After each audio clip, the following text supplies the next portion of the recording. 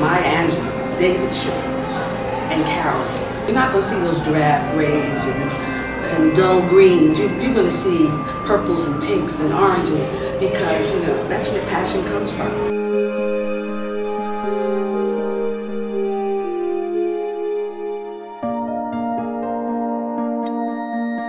There's something fluid and dynamic in it, and that is really apparent in words and visual art.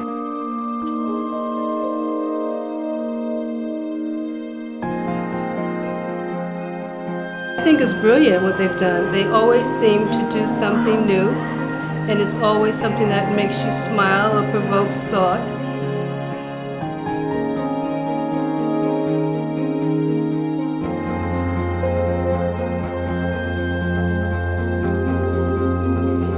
The colors, the texture is what just really just blows me away.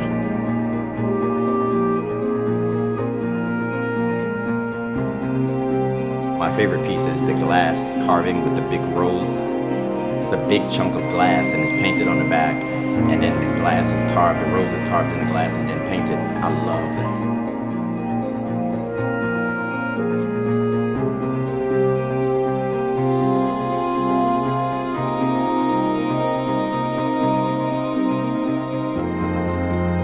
The work is absolutely stunning. There are the words, and those are Maya Angelou's words, and so they command attention.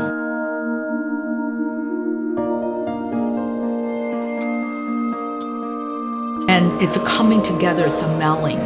And I think that that's also profound and striking and important.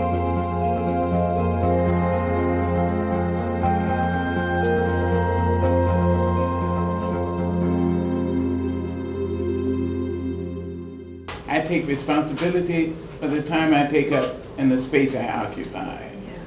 And this is an artist. Whether the artist is a ballet dancer, the artist may be, in fact, a ditch digger and a ballet dancer. Yes. We are all interrelated and grateful to each other according to our understanding. I'm grateful to be here because of that. I'm grateful to know that you love me. Yeah. Amazing. Oh. And that I love you. Amazing. Yes. Having enough courage to say so. Taking responsibility for being here. I am gay. I'm straight. I'm fat and thin. I'm pretty and plain. I'm Asian and Native American Aleut. I am Ethiopian. I am Mexican.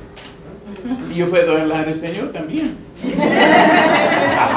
So here we are, on this planet, owning it, according to our understanding.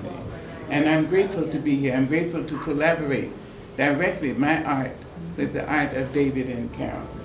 We, this people, on a small and lonely planet, traveling through casual space, past aloof stars, across the way of indifferent suns, to a destination where all signs tell us it is possible and imperative that we learn a brave and startling truth.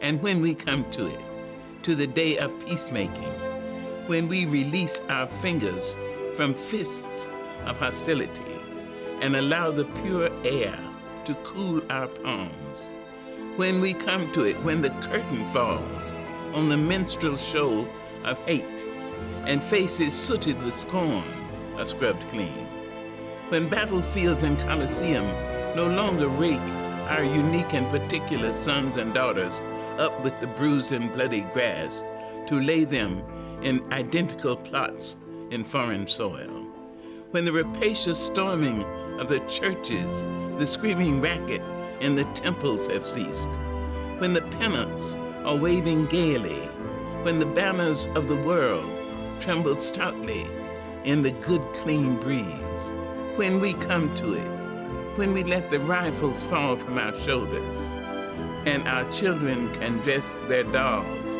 in flags of truce, when landmines of death have been removed, and our aged can walk into their evenings of peace.